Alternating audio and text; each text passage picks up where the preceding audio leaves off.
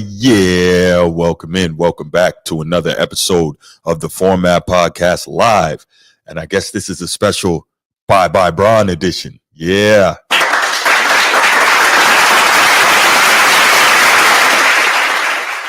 Welcome in. We're going to take a few minutes to go ahead and just wait for some more people to get in the chat here. I actually wasn't planning on doing this one during the day today. I was actually working on the dropping the members only content, but I figured I better get this out and I'll provide something else later for the members only. But definitely wanted to get on and talk about this. So I'm gonna take a few minutes, wait for some people to get in the chat, then we're gonna get it going, man. So I see we got a few people in right now. Go ahead, leave it in the chat. Tell me who you are, where you're coming from. Let me see what that is.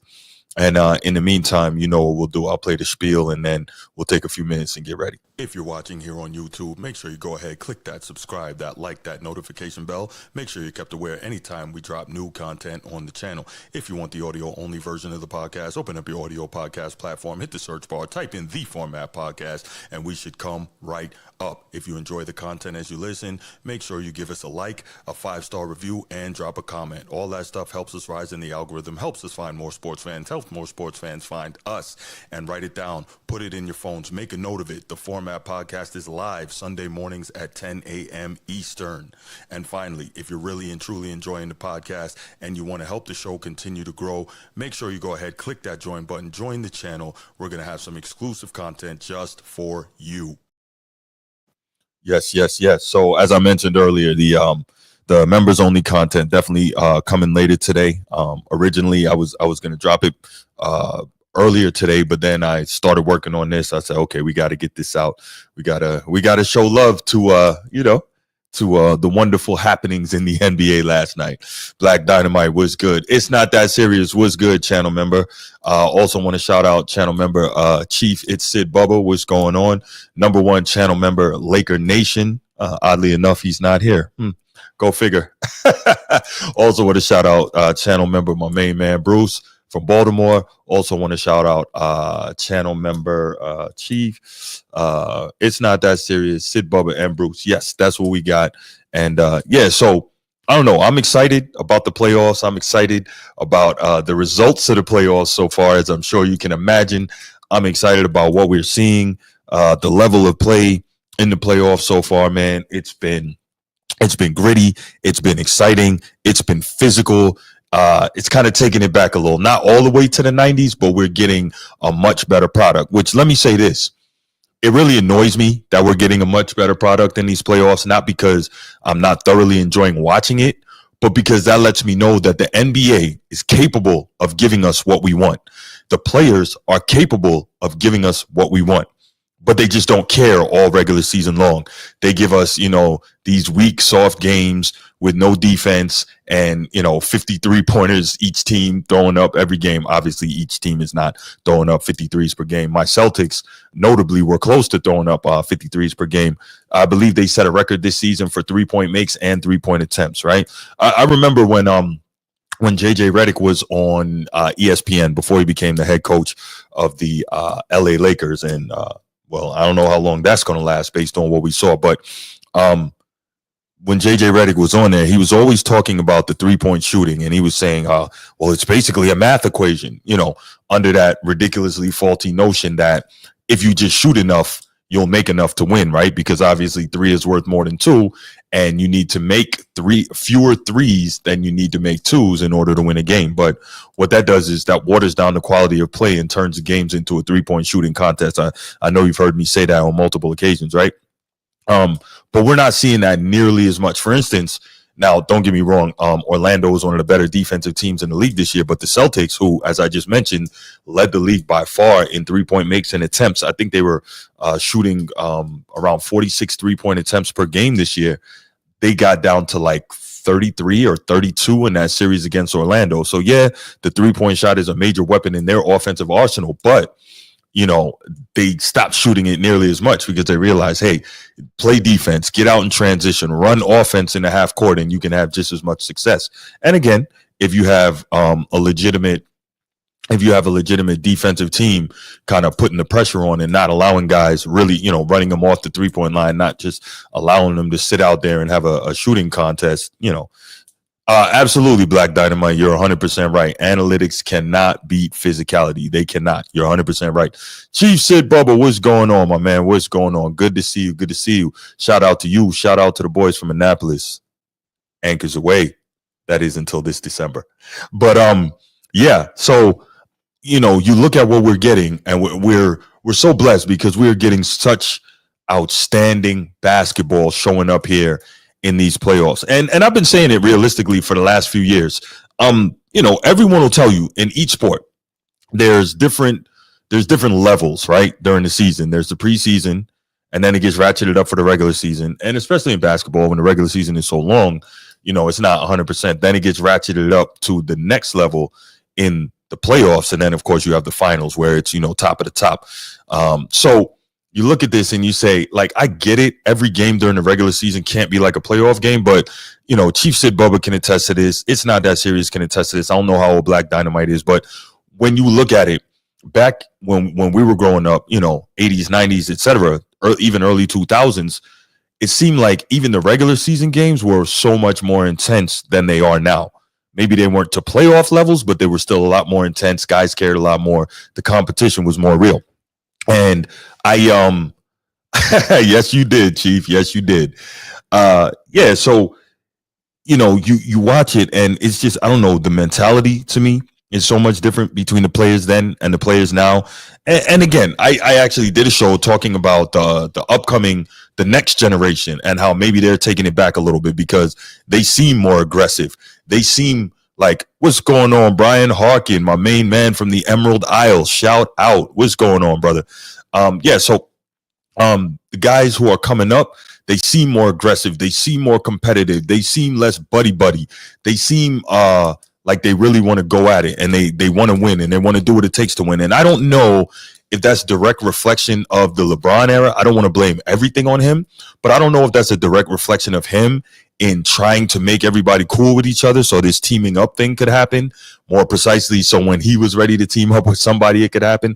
I don't know, but I love what I'm seeing now from the next generation and these up and coming cats, right? Like you look at Cade Cunningham, he's out there balling.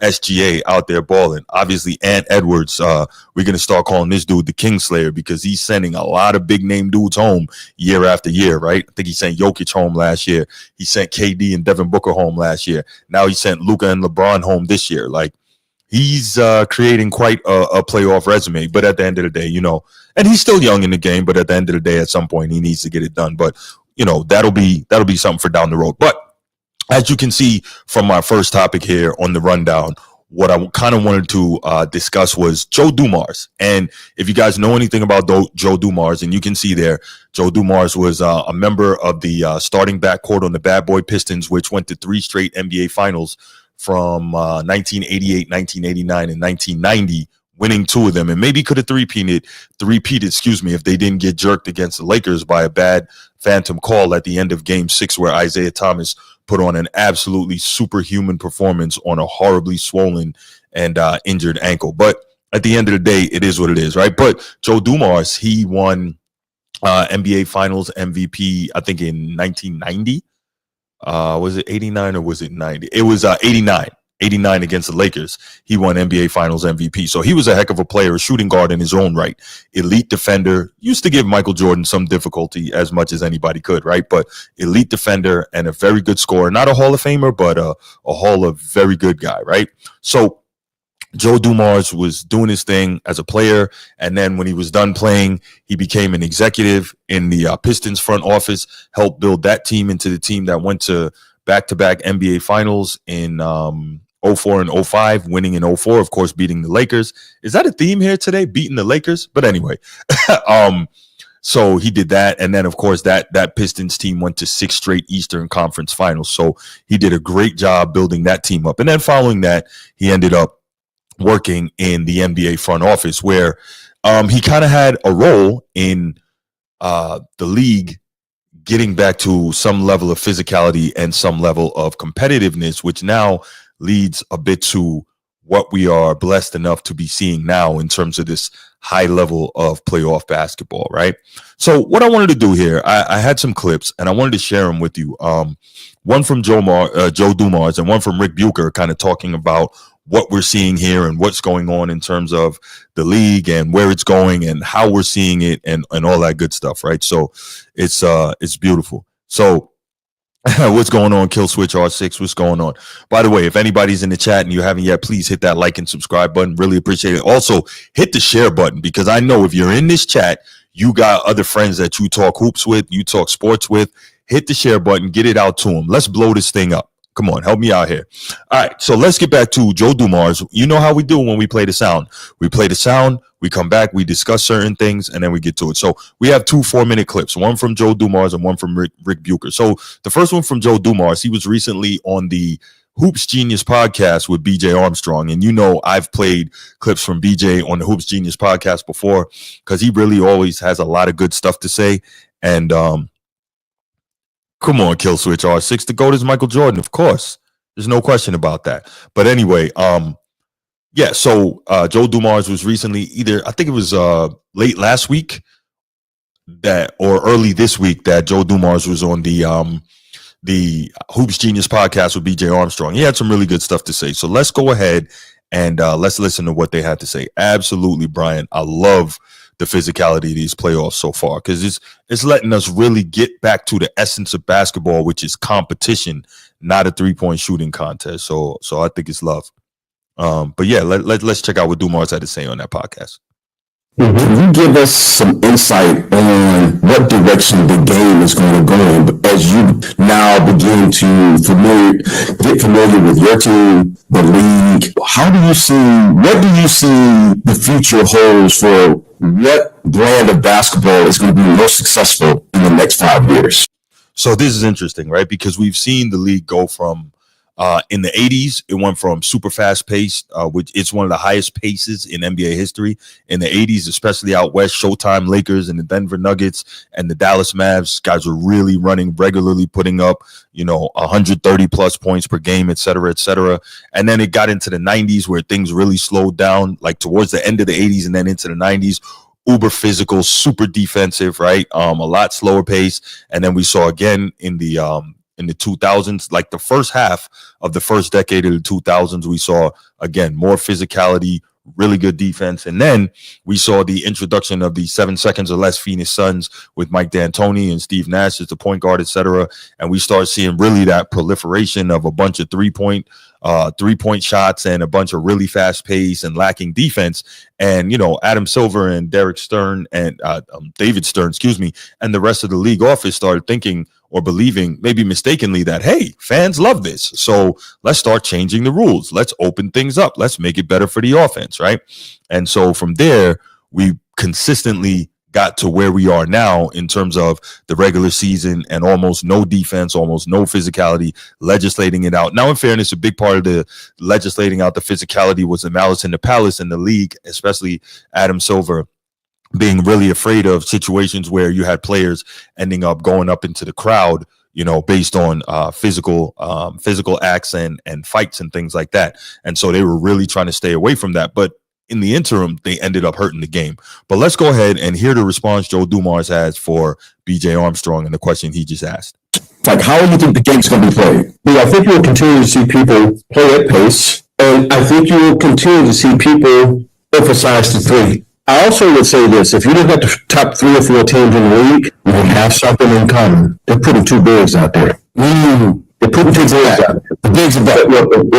You look at OKC, you look at Cleveland, right? You look at Boston will have Porzingis and Horford out there together. Like you look at all of these top teams right now, and they got rim protectors, and they may have another 7-footer out there. And so I do think that, when we just talked about small ball, I'm not saying that's completely going away, but there is this trend. You look up, man, and you might see Adams and going out there. Like, so I like what he said about the better teams putting 2 bigs out there. And obviously I grew up and really was,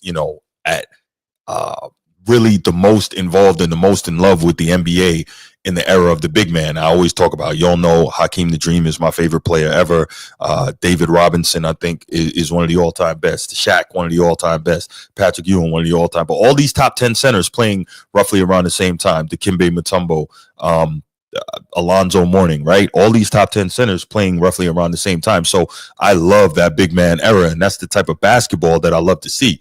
I love to see, post play, but you don't see that nearly as much anymore. Now, even with the teams that are playing two bigs now, they don't play the old way, but they're showing you that you can win with big men, right?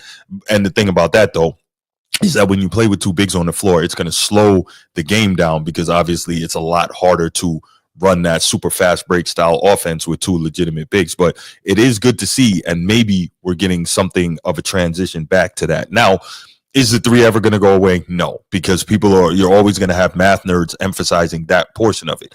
You got to have the three. Three is better than two. It takes less threes to beat more twos, et cetera, et cetera. But it is true what he says about that. And it's, when he talks about the small ball, and they talked about that earlier in the episode, I didn't play that clip, but when he talks about the small ball, it is very interesting. And I think he's going to mention it here that Golden State was one of the progenitors of that, right, in the modern era. But the problem is, so many teams try to copy the small ball and copy the three ball, what Golden State was doing, but you're trying to copy something that you can't emulate because you don't have Clay and Steph. So you think that you're just going to do what they're doing via volume, like we said, just by shooting a bunch more threes. And it doesn't necessarily work that way if you don't have that level of player. Let's continue. But it's not uncommon where 5 years ago, B, you weren't seeing that at all. So I do think that there's this trend of, we're going to space the floor and we're going to shoot the three. But man, we need big bodies around this paint right now. Look, guys are so athletic now, can drive to the basket. We better have some kind of paint presence there. Or it's a layup line. So the counter to we're more athletic, we're faster, we're bigger, stronger, jump higher is, okay, well, who's going to protect the rim on that thing? Because if not, then it's just a layup line. So you've got to have some size around the basketball. When you look around the league, a lot of people say the NBA is a copycat league. And, one of the reasons why we had the small ball era was because Steph Curry was doing Steph Curry things. But you realize over time, and I think now everyone's finally realized, Steph Curry is the one and only. You can't replicate what he does. So trying to play... No, you said people didn't realize that before? I don't think they did. Because I see teams... for example, this season, right, the Celtics shoot the most threes in the NBA. But they have the necessary personnel to shoot the most threes in the NBA because they play five guys that can shoot at an elite rate at all times. Absolutely. But I don't know if the Chicago Bulls shooting the second most threes in the NBA this season because they don't have the same personnel, right? So when you look at the league and what some of these teams are trying to do, how important is it to build rosters that kind of match the style of play and the pace of play that everyone else is doing versus building your own identity and playing your own brand of basketball that might be different to what everyone else is doing? But if it works, everyone will then start to try and copy you. Exhibit A to what you're talking about is Shea Gilgeous. Shea, most likely the MVP, you would say. Not his second, right? Yep. He doesn't seem to me that he's trying to emulate everyone else in the league. Neither is Jokic. Neither is Giannis. These guys may be the top three players in MVPs already, and they are playing their style of basketball. I would suggest that you have to play to your strengths. You have to play to your strengths to give you the best chance of winning. And I think that's a big problem for so many people, right? They're not playing to their strength. They're trying to just, again, do the math equation, and the math equation doesn't get it done, right? And so it's like, okay, what good is the math equation if, again, like they mentioned, you don't have the same personnel to be able to pull off what these guys are doing? And it's funny that Joe Dumars was like, you're telling me they didn't realize that when he was asked, like, that when he was told that Steph Curry is the one and only and that you can't emulate him. But clearly a lot of GMs didn't, and a lot of front office people didn't.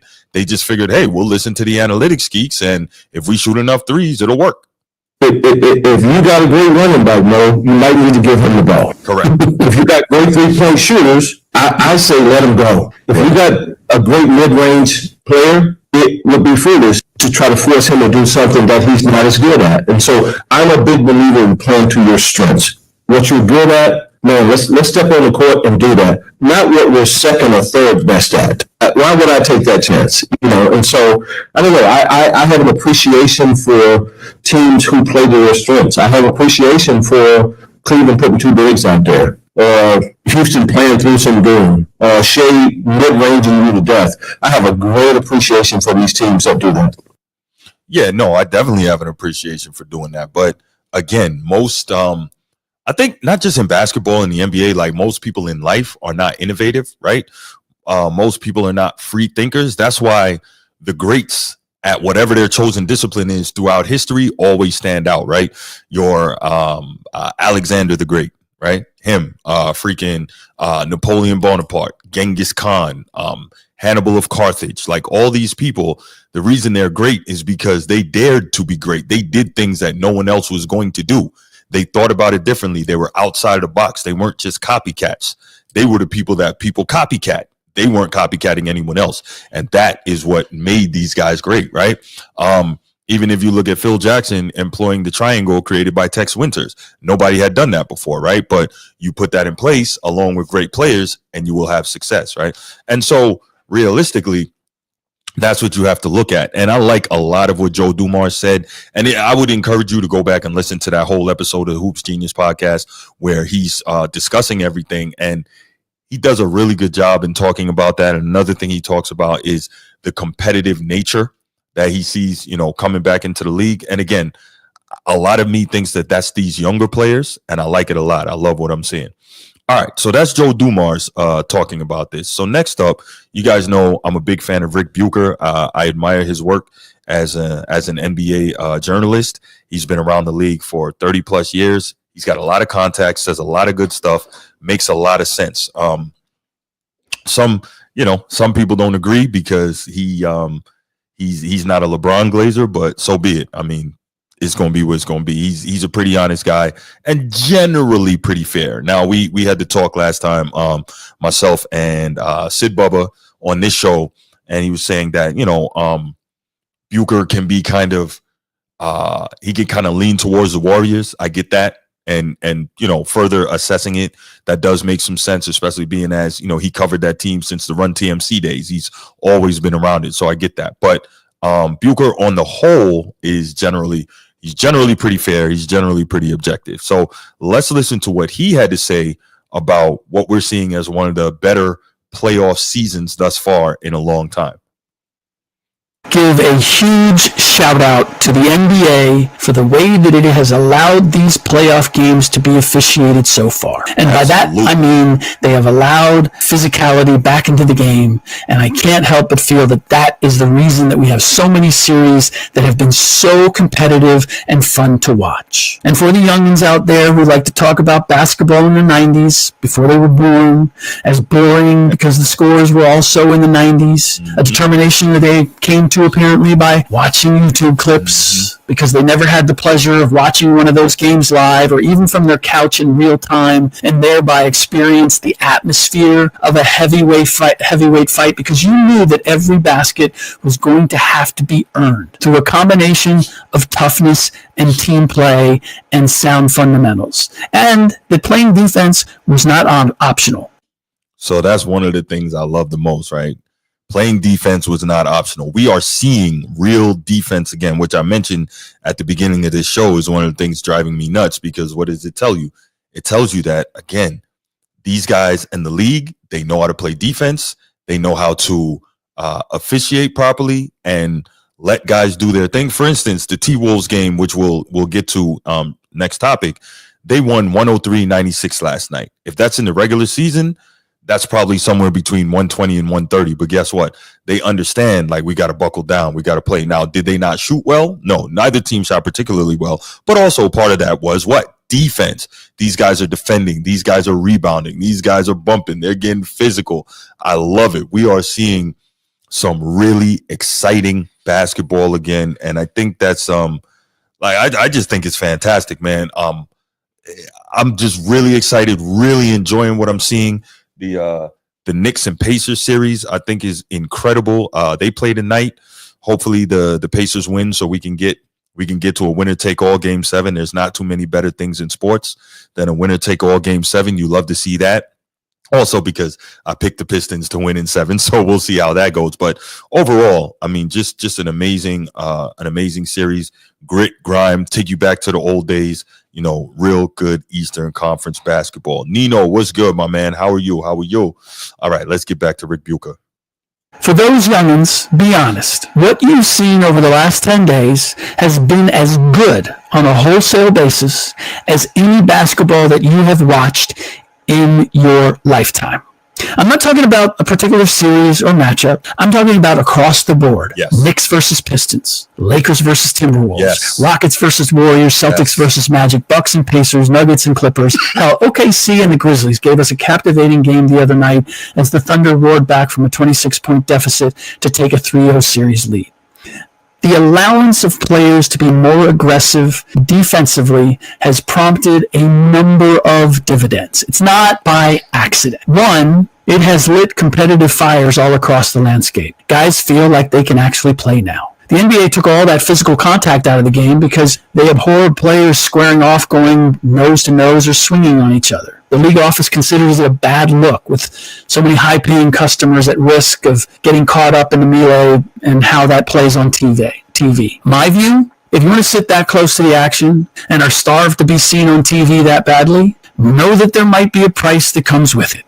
That the refs letting the players play has been a godsend for basketball as we know and love it in the NBA. Agreed. Like we can't say it enough how great these playoffs have been so far. And a big part of it is that they're letting them play. They're letting them be physical. They're letting them compete, right? Like they're giving us exactly what we've been asking for years.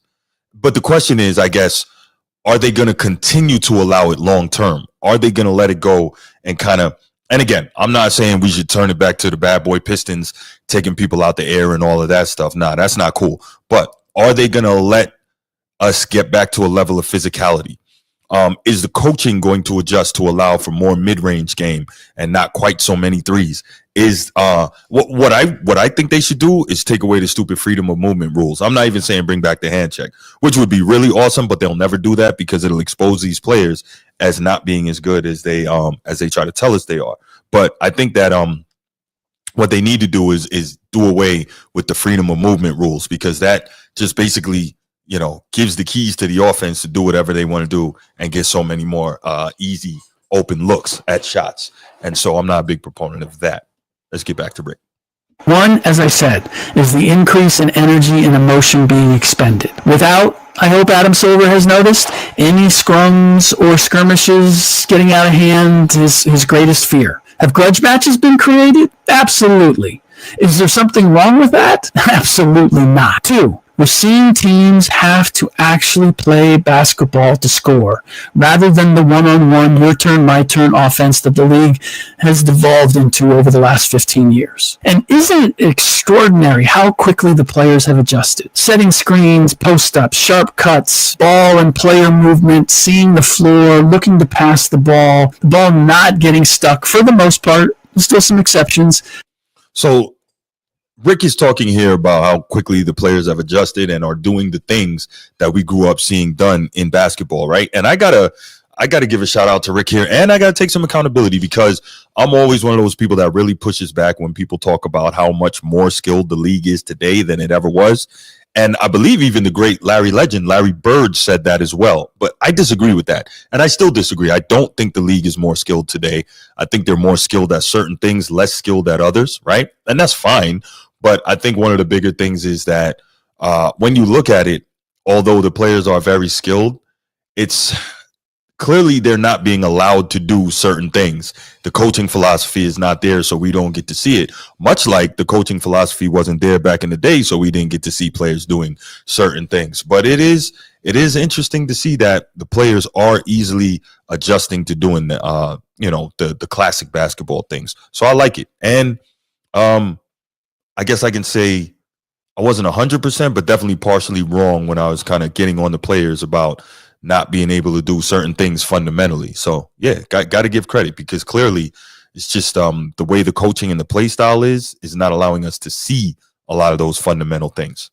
not getting stuck in one player's hands and having him dribble out the shot clock. We're getting all of those aforementioned things in greater quantity across the board than we have in a long time. And it's working. It's the means to success. Finally, physicality has also, or at least appears to have, put the brakes on threes being shot with abandon. The Celtics are averaging nearly 15 fewer threes per game in their series with the Magic, from a season average of 48 to a much more attractive, in my mind, 33 per.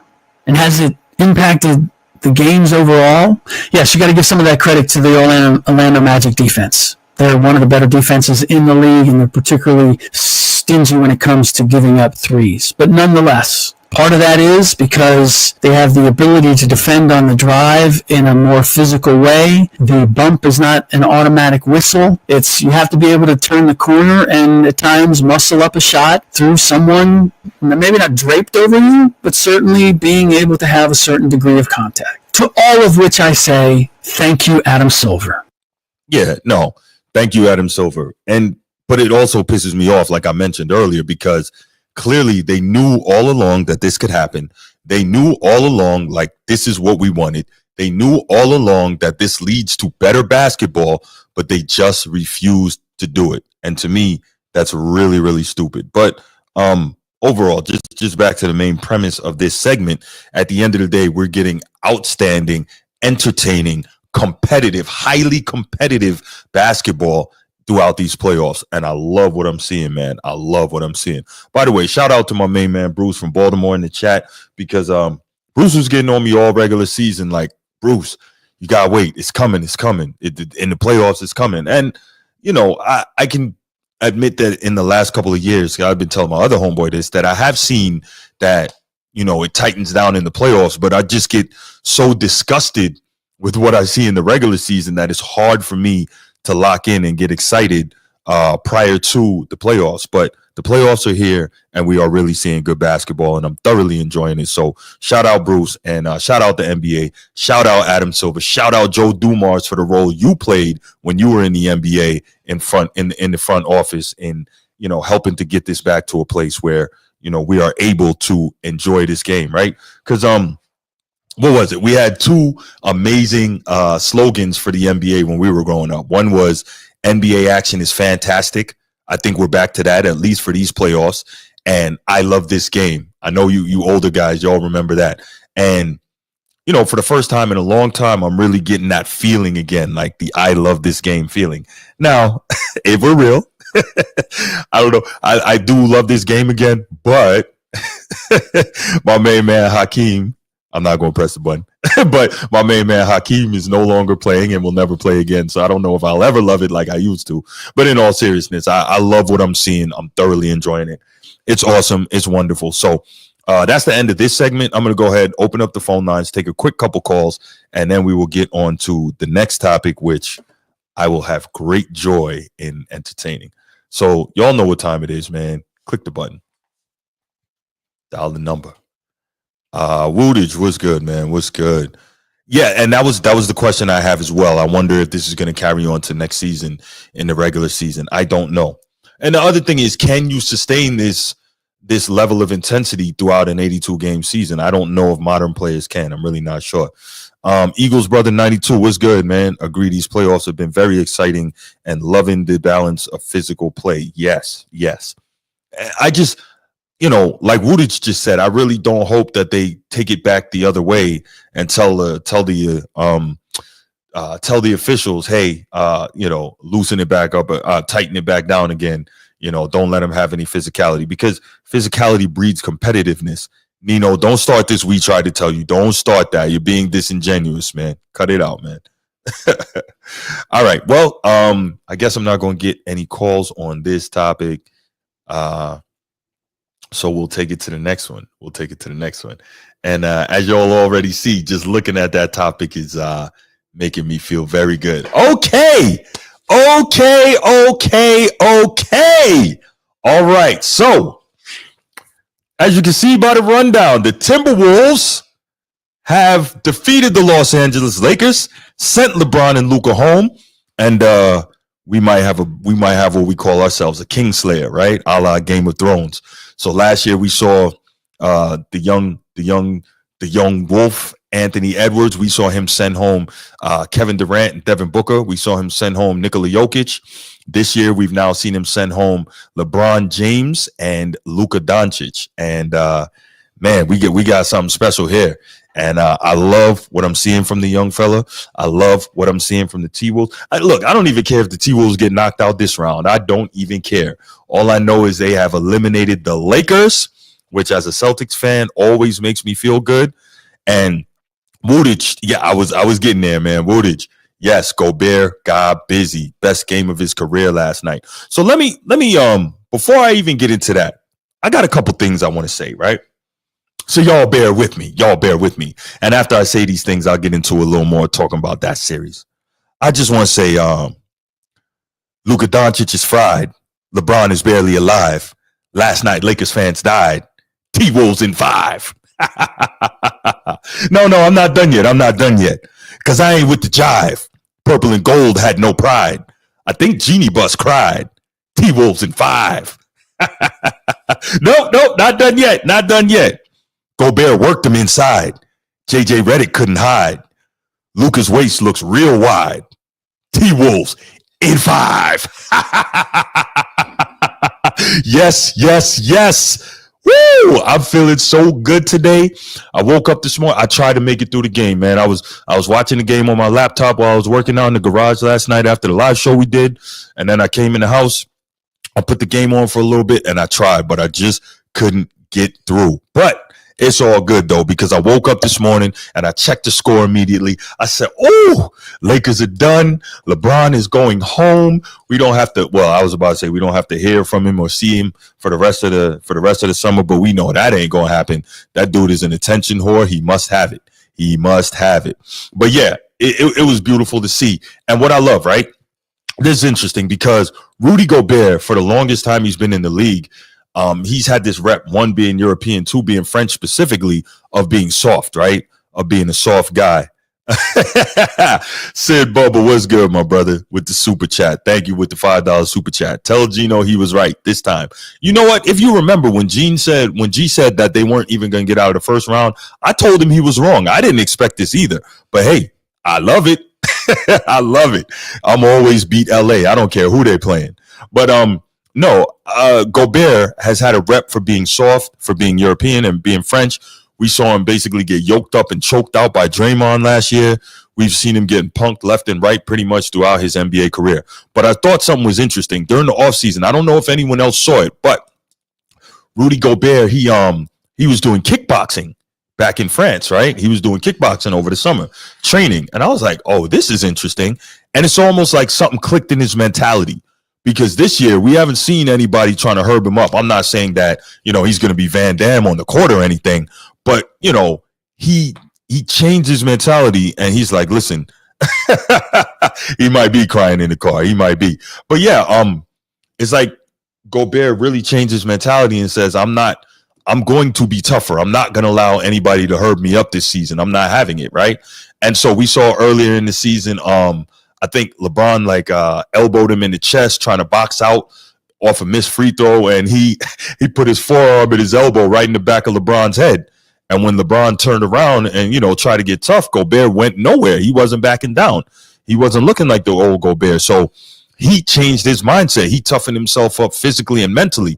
And I love that because I think that was a big part of helping them to get where they needed to be. And why was that a big part of helping them, being the Clippers, getting where they needed to be? Not the Clippers, the Timberwolves, I'm sorry. Because last night, Julius Randle, 23 points, didn't have a great game. 8 of 16, only 1 of 6 from 3, right? So not a great shooting game. Overall, the Timberwolves shot horribly from 3, 7 of 47, 15%, right? Terrible. But what we saw was Anthony Edwards, 5 of 19 overall from the floor, 0 for 11 from 3, which I don't like. We heard Chief Sid Bubba talk about it earlier. If the threes aren't falling, run offense, get into the mid-range, get into the post. But that's just not the way most modern teams play. And also, if you're a shooter, I think Ant shot like 43% from 3 this year. If you're a shooter, you're going to continue to shoot, right? Because you think you can shoot yourself out of that slump. And it's hard if you're a guy who's been shooting it well to say, okay, you know what? I'm going to go to something else. But we've also heard from the great shooters from the past, you got to, if you want that three ball to start falling again, what you got to do is see the ball going through the basket. So how do you do that? Knock down a few mid-range shots. Get to the free throw line, knock down some of those shots. Now you're starting to see and feel the shots going through the basket again. Now you can step back, knock down some of those threes. But it wasn't happening for Ant Edwards. It wasn't happening for the most part for Julius Edwards, etc. Right? What you saw was Rudy Gobert say, hold my beer. 12 of 15 from the floor, 24 rebounds, 27 points for a plus 18 on the night. Crazy. Best game of the night, right? Best game of his career, as we mentioned. And what I loved, it's not the 27 points. I love the fact that he dominated on the glass. And why do I love that? One, because as I mentioned earlier, I come from the era of the big man, right? But also dominating on the glass is a mentality. You have to want that. You have to want to go to the boards and you have to want to bang in there and say, yo, I'm taking this rebound and you can't take it from me.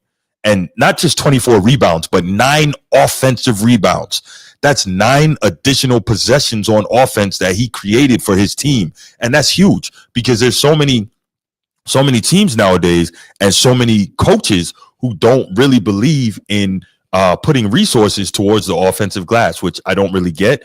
Again, I've talked about it ad nauseum on this show. The great Pat Riley, one of the greatest winners of all time, one of the greatest coaches of all time, one of the greatest executives of all time. He knows what it is. No rebounds, no rings, right? If you rebound, you will get extra possessions. If you rebound, you will keep the ball out of the opposite team's hand. It's pretty simple. Opinion stated was good, my guy. Good to see you. Good to see you. Exactly, Chief Sid Bubba. Exactly. No rebounds, no rings. And that's a real thing. That's a real thing. No rebounds, no rings. So Rudy Gobert, 9 offensive rebounds last night. That's 9 additional offensive possessions, right? And so the Timberwolves won this game by 7 points last night to close out the series. Do we think that those 9 additional offensive possessions had anything to do with that?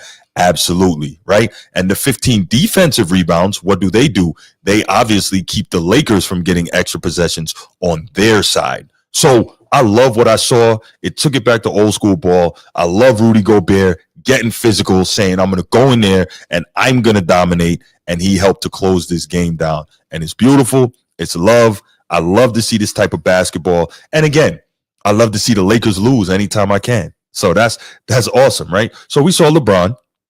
Of course, he had his 22 points. Yeah, of course, he's going to get a little something. 9 of 21 from the field, 1 of 5 from 3. So he's been shooting the 3 pretty well all season long. I think he shot 38% from 3. But in the biggest game, 1 of 5. Interesting. And a minus 14, the worst plus minus on the floor last night. Again, interesting in the biggest game. What are we going to do? Now, Bruce says Lakers were sabotaged by Luka's inability to defend. Yeah, that's a problem on every team Luka's on. The Mavericks were sabotaged by that as well. But quick note, this is interesting now. For anybody in the chat, and you guys could, pop your responses in. I was just about to go there, Bruce. Does anyone feel like this kind of avenges Nico Harrison? And because he talked about this, right? And so Luka is not in shape. That leads to injuries. Luka's terribly out of condition. That doesn't allow him to maximize offensive possessions for himself or for his team, right?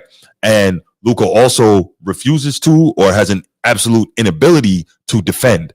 And that causes problems as well. So is there anybody in the chat that feels like Nico Harrison's been kind of avenged? Because I know Nico was watching the game last night and he was laughing. He was loving it. Nah, opinion stated. Nico's not an idiot because remember, this wasn't his move. He was told to do this by the ownership. Why? Because they knew that they did not want to pay Luka $350 million this summer. You know what I'm saying?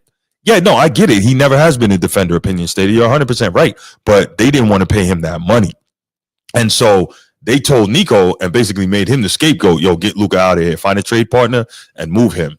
And so, I mean, realistic. I think I heard Skip say it, and there may be some truth to it. If AD is there on the Lakers and that team was as previously created and previously laid out with the roster that they had, who knows? The Lakers might have won this series, right? I doubt that if AD is there last night, that Rudy Gobert goes off for 27 points and 24 rebounds. Can we agree on that? I think that's probably the case. And we got the 2 blocks defending the rim. So Stifle Tower, he did his job, man. He did his job. But yeah, so we're watching this and we see Ant Edwards, and again, terrible game for Ant Edwards, but good series overall. And just watching Rudy Gobert do what he was doing. And again, I love the fact that he's kind of changed his mindset and demonstrated way more mental and physical toughness this past season. This was good, man. So now the next question with the T-Wolves moving on, of course, we got to talk some Lakers and all that. What does this mean for LeBron? People are asking on the sports shows, oh, does this mean LeBron will retire? Will he walk? Of course, LeBron is not going to retire. Do you know why LeBron is not going to retire? I'll tell you why. One, because he's an egomaniac and he's obsessed with the limelight. So whenever he decides it's his final season, he has to make a big announcement about it, in the preseason or prior to the preseason. So that way everybody can get it in line so he can have his big going away tour. He must have his big farewell tour, right? So that's one. He's got to have that.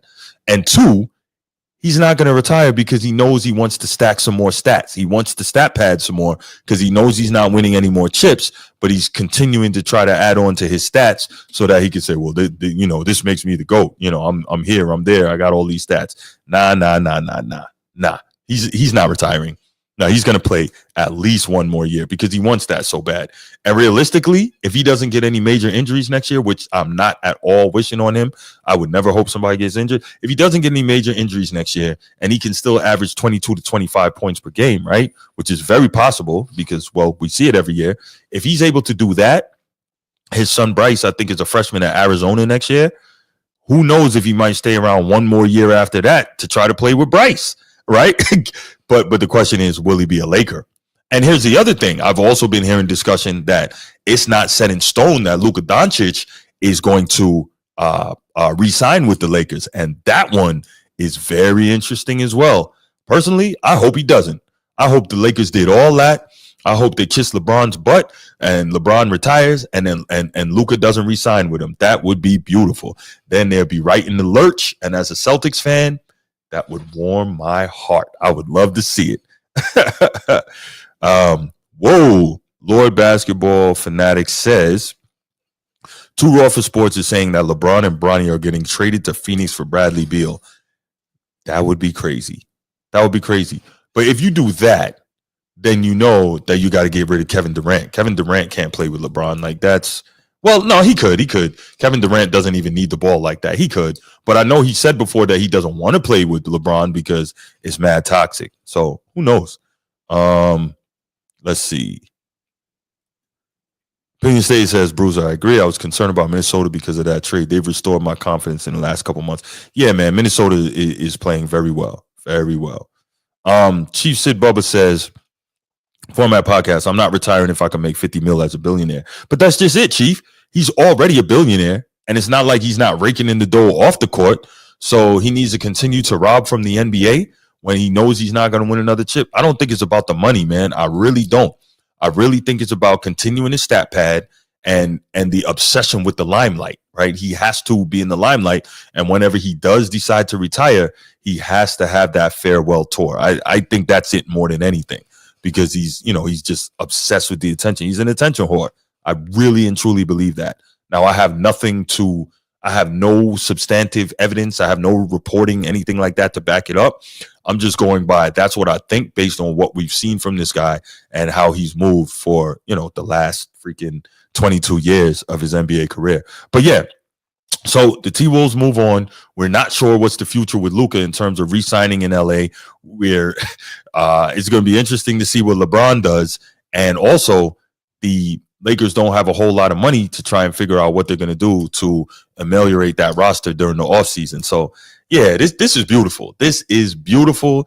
If you are not a LeBron fan, if you are not a Laker fan today, watching this is fantastic. I love it, man. I love it. And for those who didn't hear my little rhymes this morning, if anybody came in late, I'm just going to go ahead and share them again. And this is in honor of you, Shay. Luka Doncic is fried. LeBron is barely alive. Last night, Laker fans died. T-Wolves at 5.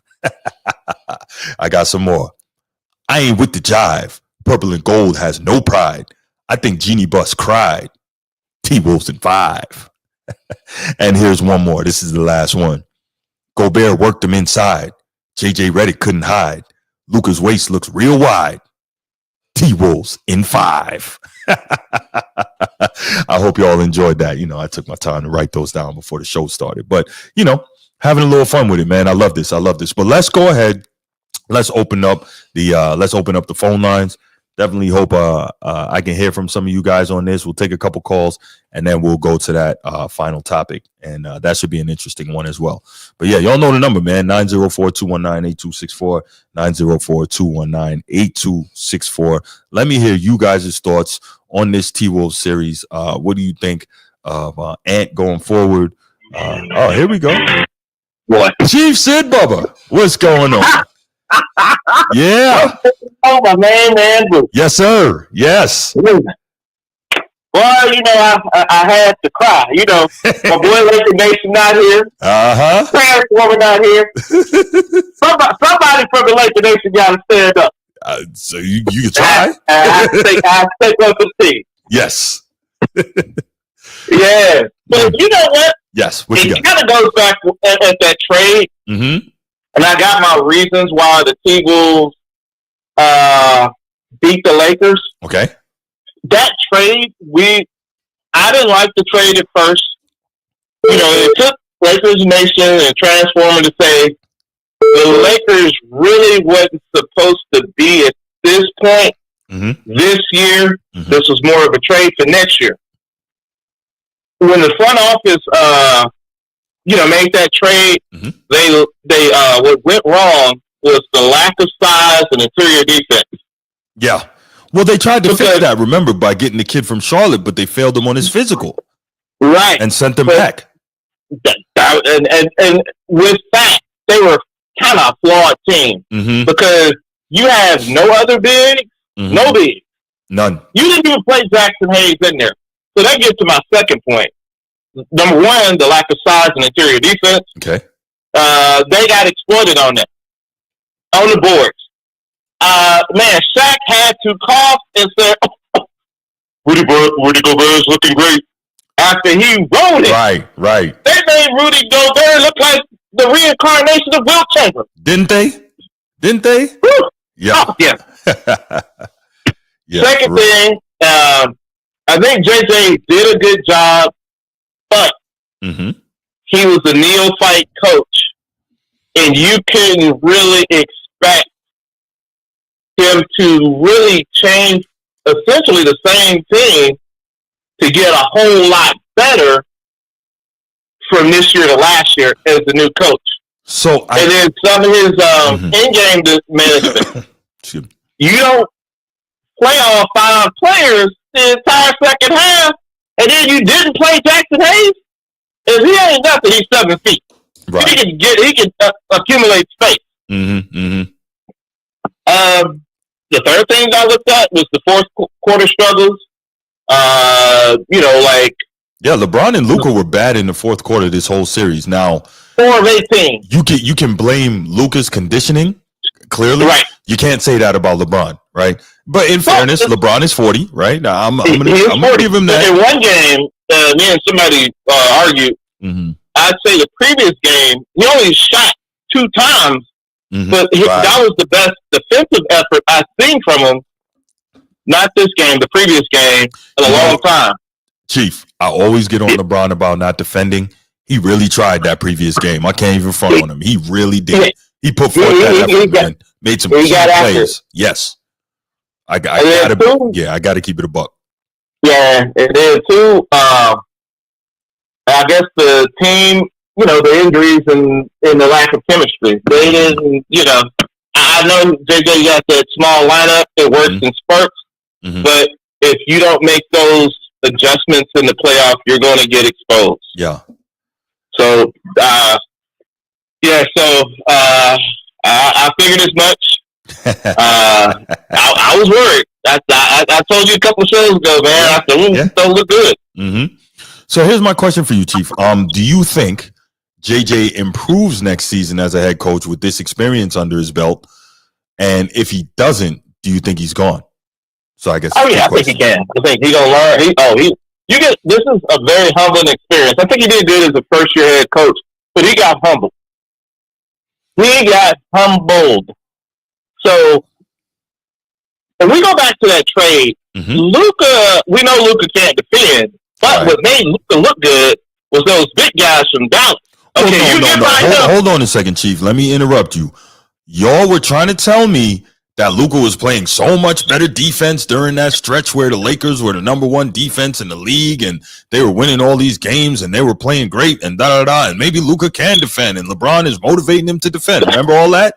Y'all were telling me that. So what's the deal? Hey, wait a minute. Me and you agreed it was a bad trade in the first place. Yes. You and I agree. But I'm saying when I say it's the general, the Lakers plus LeBron team. Right, but here's the deal. Luka always had Gafford or Lively, and I think they're going to try to get one of those bigs. The Lakers are going to get one of them for Luka next year. LeBron, more than likely, he's going to take I think he's going to take a player-friendly deal. Like you said, he's a billionaire. But if I could play, they give me $50 million to do something I love to do. Even though I'm a billionaire, my money rolling in, I might do it. But I think he's going to give the Lakers a team-friendly contract. Oh, he got to give it this year if he wants to win in stat pad, as you would say. Yeah, but I don't think he cares about winning at all. I don't. No, he wants the numbers. Like obviously, if he wins, that one right there. Then it'll be that one made me the greatest of all time. Well, I thought all the other stuff anyway. But he wants the numbers more than anything. I truly believe that. But I don't think the numbers will sway people whatever camp they want anyway. He thinks they will. That's why he's still trying to get him. He thinks that. Yeah, but dude was old though. I could see his age because those are some young guys, young legs getting up and down, switching, going. So so you would have JJ would have to be mindful. Yeah, I could get him the first 3 quarters, but he has to blow. Yeah. So I think those were the things that I looked at on why the T-Wolves moved on. I think they were the better team. They were constructed better from top to bottom. So there we go. Well, Chief, I appreciate you calling in, and I appreciate you, taking it like a man. Pause. As a Laker fan, you had to stand up and drink your medicine, and I appreciate it. I have to. I'll take it for next year. I got a long way. Losing in misery. That's right. There's winning and there's misery. That's it. Absolutely. All right, Chief. Appreciate you, man. Great call. Thank you. All right. Nino, call back, man. Call back. I saw you trying to get in here, man. Call back. I want to hear from you. Definitely. There we go. Nino! What's good, my brother? What's good, Nino?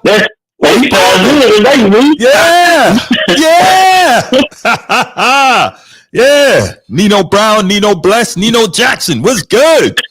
I gotta keep it this book. Yeah, let me hear it. Lakers trash, man. But I'm gonna be honest. They say my Brun fan. I'm a fan of Brun guy. He's legendary for real. Okay. But I'm gonna go in deep with it now. Okay, let me hear it. Well, for income, now I got a question. I like to get my knowledge down because I don't really want to talk about the back in the day. Okay. But I know from the Kobe era, teams was able to play 2 different ways of basketball. Right. It was a small line. If you went small, they could exist. If you went big, they had backup players just in case that. It's a game you got in basic. Right. Did they have that when you watched basketball? Yeah. Because it was more so obviously it was the big man era, but it was more so you had to be able to, I think, contend with, what your opposition was doing. However, you knew that if you were dealing with a small ball team, but you were a big man team, it could be an advantage to you, right? Because obviously it made it even better to protect the rim and to dominate the glass. The key was having your perimeter defenders doing what they were supposed to do, right? If your perimeter defenders do what they're supposed to do, even if they get beat as a big team, you're back there to protect them. And then, when people miss shots, they're gonna get on the glass and clean that up. So yeah, there were times where you could make that adjustment, but for the most part, teams played how they played. Okay. Because I'm having an issue with. I think this team was constructed. If they played the Warriors or the Nuggets, I think it would have been a better series. We could never tell. I think that's who they made all the adjustments for. The Warriors, yes. I don't know about the Nuggets though, but go ahead. The Nuggets, they won. They played them, and they think Luka was the way. The Nuggets were a little slower. That's but the opposite of that, and we can look at last year is the T-Wolves. And I'm glad to finally say, you know what? We're going to use that then. He's small. Yes. But maybe we should, if Rudy Gobert he not known to get touches, he's not in the game plan. But today, if they want to put Bron and Rui out there, we're going to go to him. Yeah. So I'm putting that on JJ and Rob Lee. Bron look old in the fourth quarter. Now, look. It's funny how y'all done the Bron in some of these fourth quarters. Now, last night, he looked old. But the last game, they was up 10. Your boy Luka come down. He's taking all the shots. Three, step back, fade away three. That's how Luka's turn around three. That's how terrible shot. Yeah. But when he's at his best, those terrible shots are shots that he makes. And so he's always gotten the benefit of taking terrible shots, right? Right. That's why if they don't do the Luka things, they got to talk Bron and get out of there. Because Luka need a specific. Now you talk about players that need a specific team. Luka need a specific team. So when I say, just like LeBron his whole career, no different. No, we seen LeBron play with different teams. We seen him play with D-Wade. Well, no, I mean specific in terms of he needs specific type of players around him, and he can't have other types of players around him. But go ahead, though. But we seen LeBron against that. We seen the Lakers. They had a power forward. We seen him play with Tristan Thompson. We seen him play small with Miami, and we seen him play the 1-on-5 in Cleveland. Well, I'm talking about, when I say specific, I don't think you understand how specific I'm talking. Okay, go ahead. I mean down to the T. Because when I say he can't play no defense. None. I ain't talking about, I don't think they don't try to play defense. He can't. I think he can't do it. His footwork. Jokic anybody? I said Jokic anybody? But I give Jokic a pass because Jokic a big. If Jokic played back in the day with the bump and grind, that defense played itself in a way. He kind of got to play a little of mess defense. It was supposed to be a guard, I think, unless they gonna move him to power forward. Yeah, he was running point guard all the time in Dallas. Yeah, he was running point. So let's look at this. When they tried to put him on Ellis, he went right past him. Right. Daniel went right past him. They put him on Julius Randle. Julius Randle went right past him. So that means he can't hold from the point guard to the fourth position. I'm not really a Luka fan, so I didn't really just pay attention. But this was atrocious decent. So I think it's time none of us time, or at least get out of LA. Let them have that. Luka, let them have it. Because he loves the... And Luka, I don't know what you can do about defense. Maybe you know. Maybe somebody can tell me. You got to get a specific cast around him. And I don't know what to do about it. I don't think he's feet. You know what I mean by footwork, Bruce? Yeah, definitely.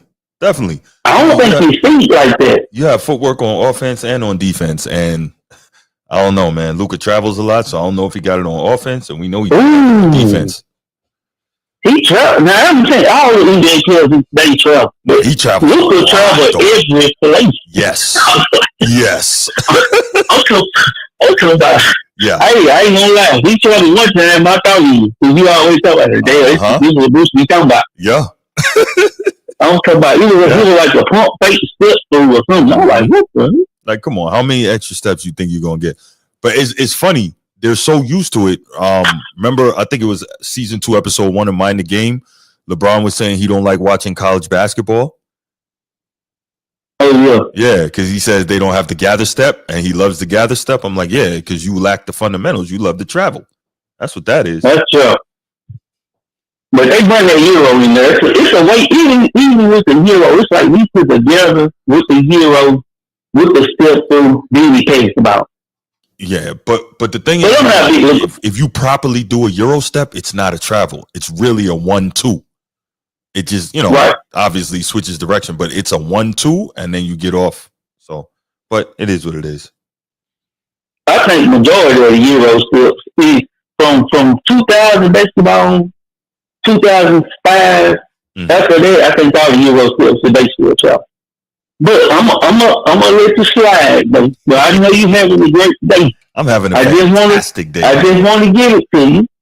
Brown is older than that. But Luka, I don't know if he can play. I don't want to say this about a player, but I don't know if he can play winning basketball. So Nico might have been right. Like, okay, let's look at it, man. Brucey 25. Yeah. What 25-year-old superstar that you remember that they say a superstar, but they still on the team that just can't play defense? Like they had to run a zone to cover up his defense at 25 years old. Yeah, man, it's pretty sad. Because to your point again, like the effort isn't there, and there's a complete inability to do so as well.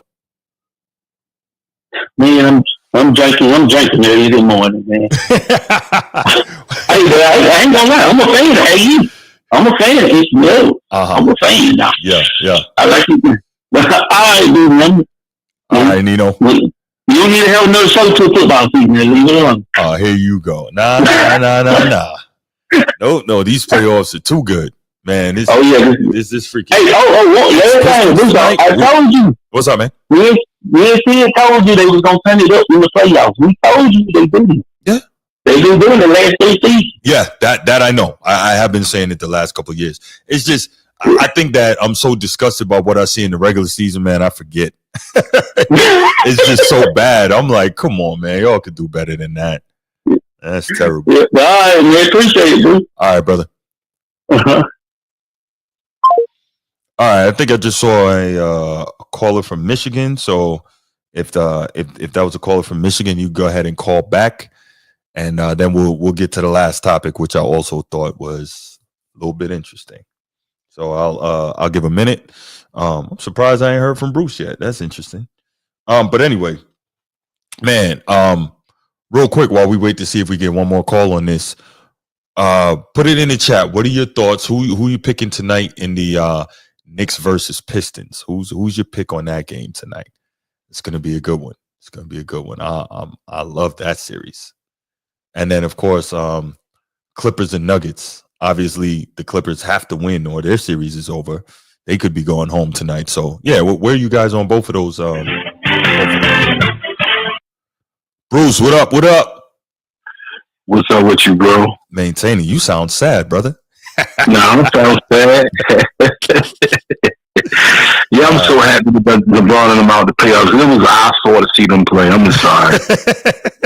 Yes, I love LeBron. You know, you call me a LeBron Glazer. You know how you is.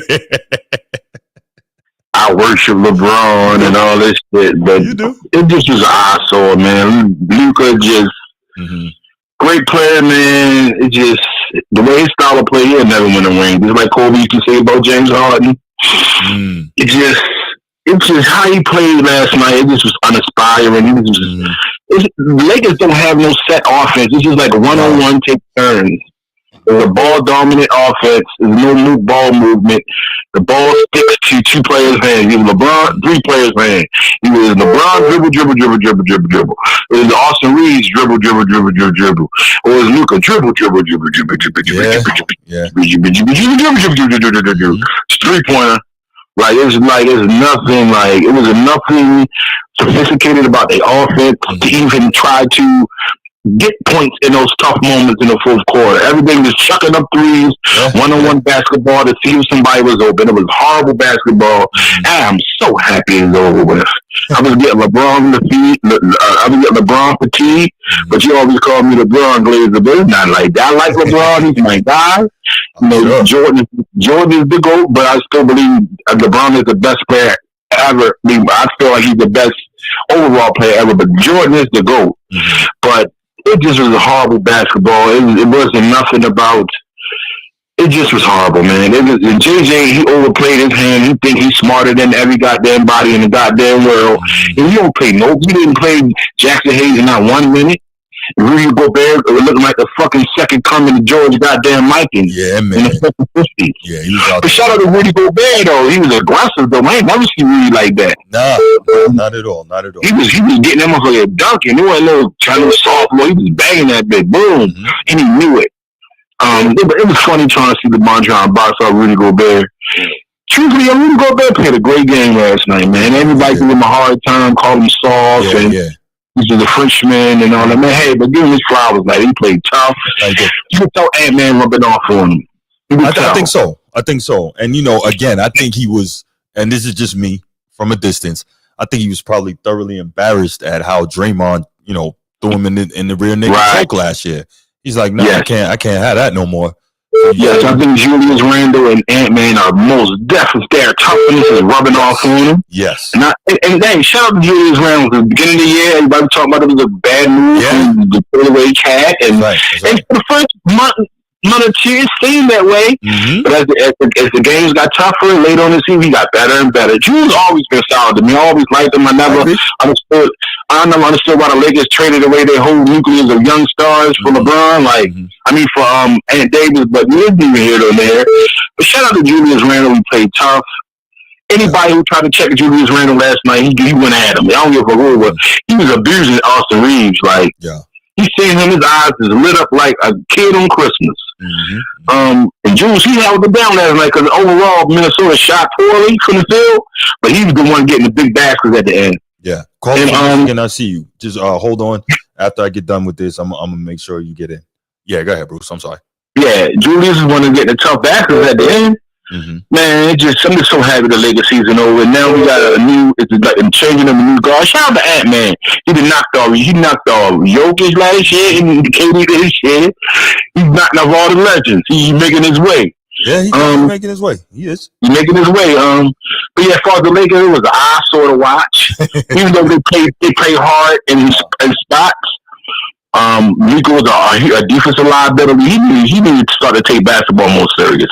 He's so great that he's so nice and good that he can take basketball not serious and still give you 50. Yeah. But it's crazy and scary. Imagine if he dedicated himself to his physical attributes. I thought LeBron would rub off on him and follow LeBron league. I guess that didn't happen. Yeah. But like I said, when I get off, but the Lakers is just a goddamn eyesore. LeBron looked old in spots. He was selling too many jumpers. And he was right. His lack of, how could I say, his age had a lot to do with it, but it's like his bag done shrunk. Like, she's like turned into a jump shooter, man, these past couple games. I don't know. I guess it's the age and the fatigue. And JJ Redick playing him too many minutes, man. This was a whole mess. I wonder what Magic got to say. I want to hear what Magic got to say about this. Dynamite, I see you. Wait one. I see you. I'm ready to get off. I hope Magic speak on this because he always going to tell the brutal, honest truth. I mean, check Twitter. He might have said something already. Even though I respect Stephen A. Word, Kendrick Perkins Word, everybody word, but when Magic speak, it is like the world stops. When Magic talks about it, it's real. It was a goddamn eyesore. The Lakers, I'm so happy they're gone now. Let's get these. I hope we'll get this Minnesota Golden State second round because he wanted to knock off Golden State because Draymond talked too much shit. But either way, it would be Houston and Houston to me. That'd be a great series too. So thank God, no more LeBron this year. Hopefully, he'll make he's gonna make some news doing something to keep his name on the limelight. But hey, Bruce, man, great show. I can't wait for the members only show. Imagine how that's going to be. Yeah. We're gonna. If you say something to tick me off on the next subject, I might call back then, bro. No doubt, brother. No doubt. All right, bro. All right, man. All right, Black Dynamite. Go ahead, call in, man. Call in. We was trying to let Bruce get finished with his call. Just Black Dynamite. Call in, and then we'll get to the last topic after that.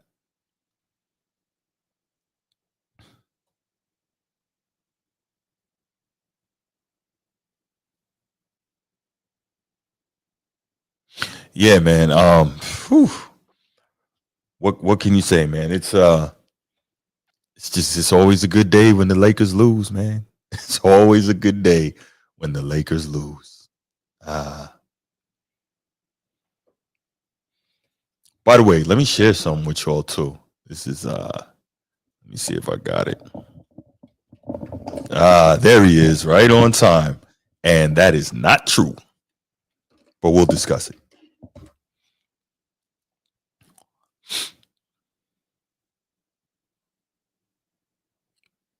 Black Dynamite, go ahead, call in, man. I'm waiting for you. I don't want to move on until I take your call, man. Oh, that's what it is now. Okay. One finals MVP has an error. So the 4 champions. Oh, okay. All right. I got you. Interesting.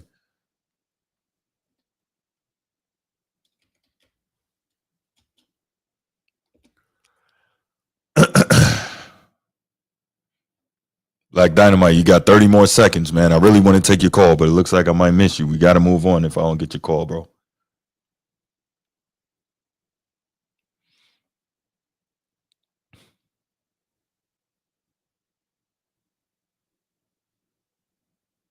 All right. We are going to go ahead and we are going to move on.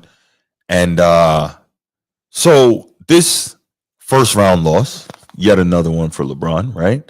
This kind of starts begging the question. Now we can talk about LeBron's age and we can talk about how, Father Time is undefeated, et cetera, which, yeah, LeBron is 40, but it's real interesting to me how the 40 only matters when he's losing, right? When he's winning, it's irrelevant. It's the greatest thing ever that he's 40. But when he loses or doesn't play as well, now 40 is an excuse. It's a detriment. So I'm like, which one is it, right? All right, cool. So now, this is what we got going on here. Golden State had an error not. So this is interesting for me, right? So LeBron, obviously, we know, 4-time league MVP, 4-time champion, 4-time finals MVP. And we say that it was his era.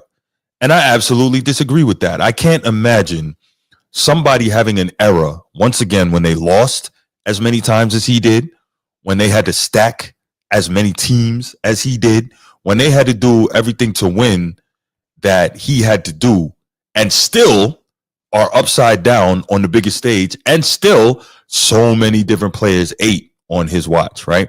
So I'm trying to figure out, how is it his era? We had periods during quote unquote LeBron's era where other players were definitively the best in the league, right? Where you could have said Tim Duncan at one point was the best player in the league during LeBron's era. You could have said Kobe at one point during LeBron's so-called era was the best player in the league. If it's your era, how do you have another player winning?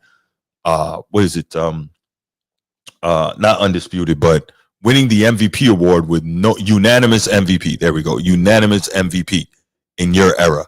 How does that happen? Right? How does that happen? How do you lose 3 times in the finals to the same team and it's your era? I mean, I don't understand how we can consistently overlook and bypass all the losing when it's supposed to be your era. Steph Curry never had to go anywhere, right? Now, am I saying it was his era? Not necessarily, but what I'm saying is it most certainly is not LeBron's era. It can't be when so many people were eating on his watch. It can't be when so many other people won championships and finals MVPs on his watch. It just can't be. For instance, we're going to point back to the other guy with whom LeBron is so often and so closely compared. Again, shouldn't be, but is, whatever. Michael Jordan, right? So people always say, oh, you Jordan fans. Number one, I'm not a Jordan fan. He's like my 5th favorite player of all time. So whatever. But anyway, people like to say, you Jordan fans, you act like his career was only 6 years and the other 9 seasons didn't matter, right? So I'll say this. You can go back on this channel and I have a video called MJ Never Beat Bird.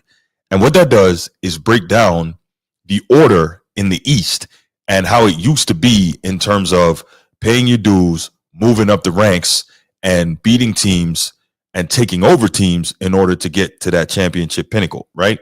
Michael Jordan had to go through that, just like Isaiah had to go through that, just like Bird had to go through that, right? Everyone had to take their time and go through it. Sixers had to go through it as well, right? So this whole business of, well, Jordan never did that. Oh, okay, cool. Jordan's career is only 6 years. Oh, okay, cool. But here's the deal. No one is saying Jordan's career is only 6 years. But what we do say is that once Michael Jordan ascended to the mountaintop, nobody could do anything with that. It literally took him stepping away for 2 years for somebody else to win. Now, do I think it's possible that Dream and the Rockets could have beaten the Bulls? Maybe. But again, empirical evidence says no, because Michael Jordan not only never lost in the finals, but never even reached a game 7, right? So the empirical evidence says that Michael Jordan could not lose in the finals by virtue of it simply never having happened, right? Even my guy Dream, he lost in the finals. My guy Bird, he lost in the finals. My guy Magic, he lost in the finals. Wilt lost in the finals. Kareem lost in the finals. All these guys, LeBron has lost in the finals more than any other former MVP, right? We know all this. All this is true. Michael Jordan never did, right? So, young disciple, this guy. So at the end of the day, once Jordan got to where he got to, there was nothing you could do, and you couldn't knock him off. And so that's why people talk about Michael Jordan's 2 3-peats the way they do. And also, not even that. You're talking about, okay, he went and took a break for 2 years. Was he sitting on the couch, or did he go and play an entirely different sport? He wasn't just chilling. And not only that, he forced himself to play that sport. Then he leaves that sport, forged himself back into his original sport, and then takes back over and dominates again. We've never seen anything like that, but it's all good. Sid Bubba, that's the truth. He never faced a center like Hakeem in the finals. But again, the empirical evidence says that he could not lose in the finals because it never happened, right? I mean, that's at the end of the day, like, that's how we have to look at this thing. Now, obviously, you got to play the games, right? So it's not to say that he could not lose in the finals if it was, physically and theoretically and metaphysically impossible for him to lose in the finals, but the evidence demonstrates that he couldn't, right? And again, not just, like I said, not just not losing, but never even seeing a deciding game in the finals. Like, that's huge. Okay, so he beat, there you go, Woodage. He beat some really good bigs in the playoffs. So you got that. Anyway, we go to, I got you, Nino. I'm getting there, right? The reason I bring this up is because LeBron fans love to definitively state that it was LeBron's era. And I'm like, well, how is that when Steph has the same number of chips? Steph is still playing. Let's say hypothetically, I don't see it, but let's say hypothetically Golden State wins a chip this year, right? Are y'all still going to tell me that this was LeBron's era when Steph won 5 chips? And I don't believe he's going to win the chip, by the way. But let's just say hypothetically they do. If Steph was to win his 5th chip this year, are y'all still going to tell me as LeBron fans that this was LeBron's era? Like, it doesn't make sense how the rationale works for LeBron fans. It doesn't make sense. Young disciple, he didn't beat really good. Man, what? You guys are insane. So this is not a Jordan debate. We're not even going to get into that. But point I'm trying to get back to with LeBron versus Steph, there is a legitimate argument that this was Steph's era just as much as you could say it was LeBron's era. Because at the end of the day, what's Steph 4-2 in the finals, while LeBron is 4-6. I don't know how, to any rational mind, like, that means that you had it when you lost that much. I just don't get it. So you lost consistently in the playoffs, you lost consistently in the finals, more so than you won. How could that possibly be your era? This is what I'm trying to figure out. And we got to be real. LeBron played with more all-time great talent than just about anybody ever. I'm really having a hard time considering. Maybe the great Mr. Russell. He played with all those Hall of Famers on the Celtics teams throughout the late 50s and the 60s. Maybe he's the only guy who might have played with more Hall of Fame talent than LeBron. But, like, how do we really sit back and say that this was his era when he played with more talent, all-stars and Hall of Famers, and still lost more than anybody? Like, that doesn't make any sense. That makes no sense. Like, did he get numbers? Yeah, he got numbers. He stacked up a lot of numbers. But at the end of the day, while the numbers are great and the awards are great, winning has to play a huge, if not the lion's share of the discussion. Not everything, but the lion's share of the discussion. So, I mean, this is something that I kind of wanted to just touch on. Not an in-depth topic. I mean, I probably could have broke it down a lot deeper than that, but not even going to do that. It was just something I wanted to get people thinking about, and I'm going to take a couple calls on this, and then I'm going to go ahead and I'm going to get up out of here. And so let's do this. Y'all know the number, 904-219-8264, 904-219-8264. But the question is, why can't it be Steph's era? Why can't it be? He beat LeBron multiple times in the finals. He won just as much as LeBron. He didn't lose nearly as much as LeBron. Why can't it be his era? I don't see why not. Just a thought. Chief, what you got, man? Okay. This is what I would say. I love Steph. Yeah. He changed the game with 3-point. Right. However, if we're saying it's about winning, and if you're the main variable in winning, I'd have to go with LeBron over Steph. Steph won me when he beat your Celtics in 2022. Yeah. But that's what that's what I really gave him his credit. But when they had Golden State, when it was at its best, when they won the first one, we got to look at the context. In 2015, they gave it to he should have got that one, though. I think we can agree he should have got that one. Yeah, but they gave it. The reason why did they give it to him? Because LeBron, that was his best plan in the loss. I just never seen one guy do everything. Kyrie was down, K Love was down. It was me, him, you, and Delly, and David Blatt is the head coach. I'm just saying.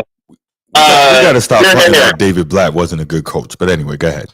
Well, okay, but Keely proved it. But this is the one thing that I always wanted, from a historical standpoint, why I say it's his era. And I get this from Dr. J. Okay. The Bulls was a great dynasty. The Warriors was a great dynasty. The Spurs. But none of them, as teams, went to 8 straight finals. He did as one man. So I think... To me... My bad. Yes. I know it's about winning, but if one man gets there that many times, unless, I don't know, it's Bill Celtics and going back to him and Kuz, that's impressive. It is impressive, Chief, and I can admit that. I know it's about winning. No. I got you. I wasn't even going there. I can admit that it is impressive, but when you kind of like manipulate the circumstances to make that happen, right? I think it's harder to do it with one team than necessarily, because obviously he goes with Cleveland. So he goes with Miami to 4 straight, right? Right. And obviously that team was loaded up. Then he loads up the Cleveland team, right? So in those 2 organizations that he loaded up, would you agree that they significantly shifted the power balance in the Eastern Conference? Would you agree with that? It did. It gave that, but so I would say that helps a lot, right? That helps a lot, but it had to be on him. Not to say stuff you have to guard them, but there were times when KD came. So a lot of times in the LeBron era, out of those 4 championships, KD got them 2. Was the Finals MVP. Fair. So Steve. But Steph played pretty well in those finals too, though. No, that's not. He played pretty well. A bus rider.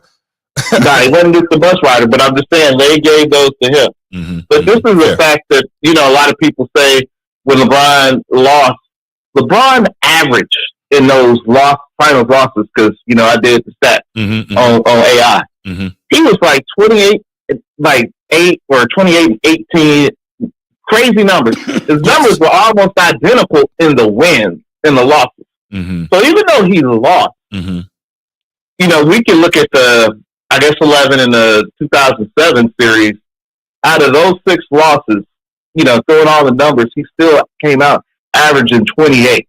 So it's no disrespect to Steph, but I see what you said from what we're accustomed to on the standard of dominance. Because San Antonio was good. San Antonio was, really, San Antonio put the precursor to Golden State. Yes. What they was doing in that 2014 final. That's right. So Steve Kerr kind of got, when those guys were shooting the lights out in 2014. That's right. So that's what Golden State did.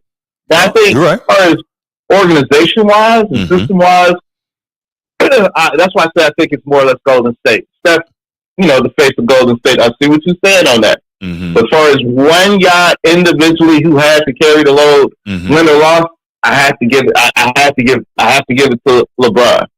Now, it's more. What's the word I'm looking for?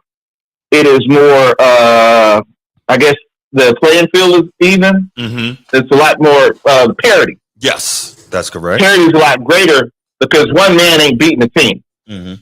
And we'll go back to your Celtics team. Right. We didn't fear LeBron because we knew one guy can't beat all of us. Right. Right. So I think that's the way I'm looking at it.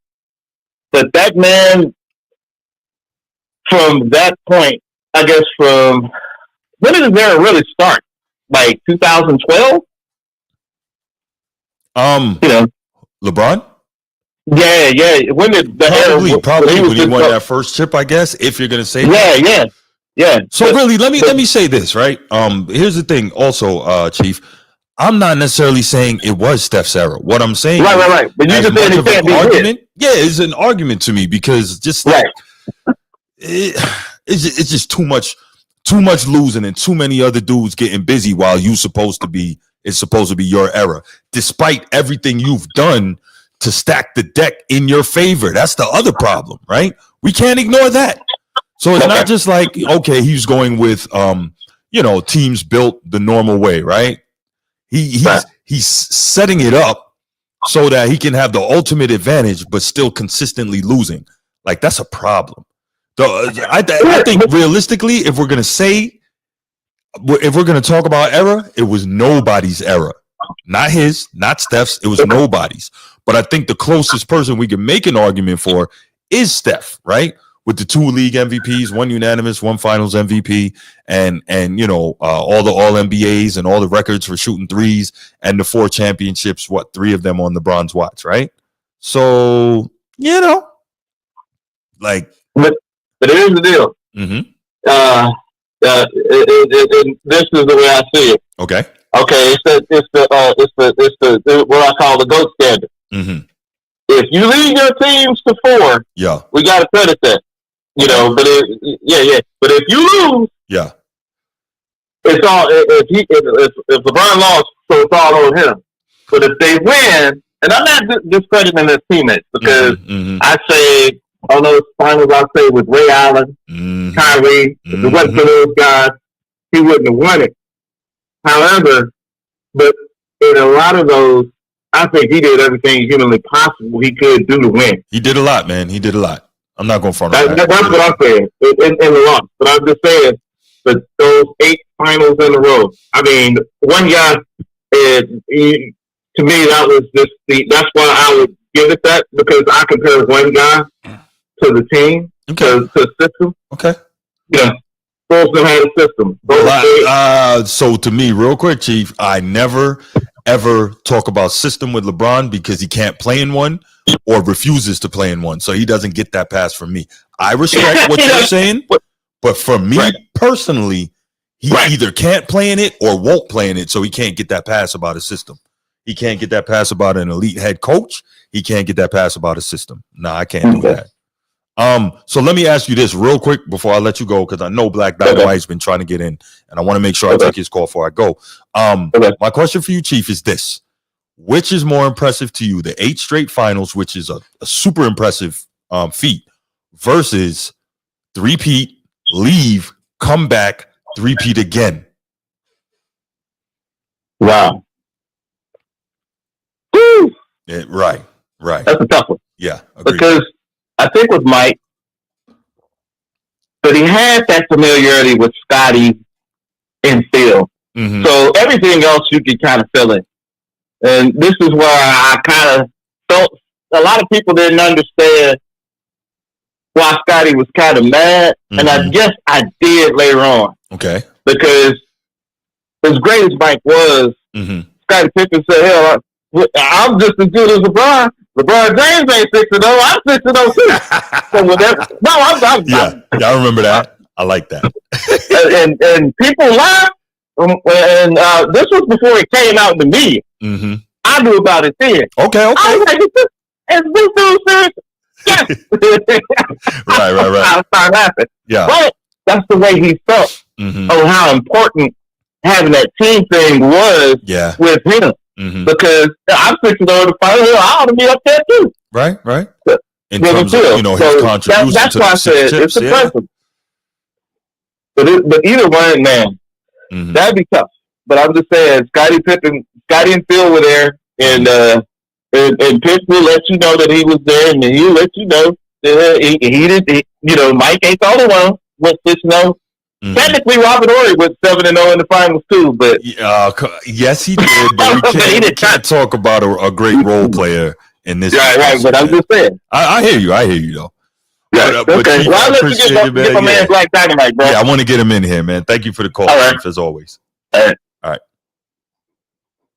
Great call from Chief Sid Bubba. Black Dynamite, I need your call. You've been trying to get in all day. Please call me back, and then I'm going to end this live. But I need to hear from you, Black Dynamite. You've been trying to get in. In the meantime, Nino says, did Magic have an era? And I say no, right? If anything, it was the Magic and Bird era till about 88, which Magic was still winning at that time. I think he won his final championship in 1988. But by that time, Michael Jordan was pretty much taking over the league, right? So, here we go. Black Dynamite, what's good, man? I'm sorry, but I'm glad I finally got you. What's going on, Bruce, man? First time calling, man. Enjoyed the show. Thank you, man. I appreciate that. Thank you for keep trying to get back to us, man. What you got? So, when you talking about whose era it is, I was kind of agreeing with you when you said I don't think it belongs to anybody right now. Yeah, I mean, in my opinion, I would kind of have to give it to Curry because let's go back to this series with the Wolves, with the Lakers. LeBron looked horrible because it showed the one flaw that he always had. He cannot play off ball. And you got somebody like Luka who plays a similar style as you, he don't know what to do. Now, if you take Steph for what he did with the Warriors when KD came along, Steph was like, hey, man, do what you need to do. I'm going to go over here and I'm going to do this and we're going to make it work. And, they got their championships together. But overall, it's just like, I can't really say who it belongs to because both have their flaws and both have their strengths, but I kind of have to rock with Curry on this. You feel me? So, I'm saying there's a legitimate argument for both, right? This for me was more a thought exercise, more so than saying definitively that it was Curry's era and not LeBron's. That's not what I'm saying. I'm saying I think that there's just as legitimate an argument for it being Curry's era as LeBron's era. That's what I'm saying. I think to that point, I think it's really no one's because there was a lot of parity around this time and a lot of different teams winning. My main thing is pushing back on the notion and the narrative that it's LeBron's era. I just don't believe that. Oh, got you. That's what I think I fell off on. Yeah, because but I think kind of like it's kind of like with Duncan and Coach. You're like, who's really left? Yeah, that's a great analogy. Correct. You had a lot of teams getting busy during that time too, so you can't really say it belongs to them. So it's up in the air. Yeah, exactly. So that's kind of where I am with that. But yeah, that was a very good analogy. Absolutely. So yeah, that's where I am. I saw you trying to call in earlier, man. Did you have something on one of the other topics? I wanted to get your thoughts on that before I get out of here. Oh man, it's like you, bro. I woke up this morning, had a pep in my step. I was feeling good. Right. Oh, New Lakers. JJ tried. Luka tried. Lakers died. That's all I gotta say. It. You already know. Have a good one, man. All right, brother. You have a great one, man. I appreciate the call. Thank you for calling. Appreciate it. All right, brother. All right, team. I really gotta go. Gotta go pick up the kid from school. But young disciple, I promise I'm not ducking you. Next show, I'm gonna make sure I save a call for you. All right, I got you. But I gotta go. But everybody, thanks for calling in. If you haven't already, hit that like and subscribe. Really appreciate you. I gotta run. Y'all have a great one. Thank you for taking the time to tune in. And we out. Peace.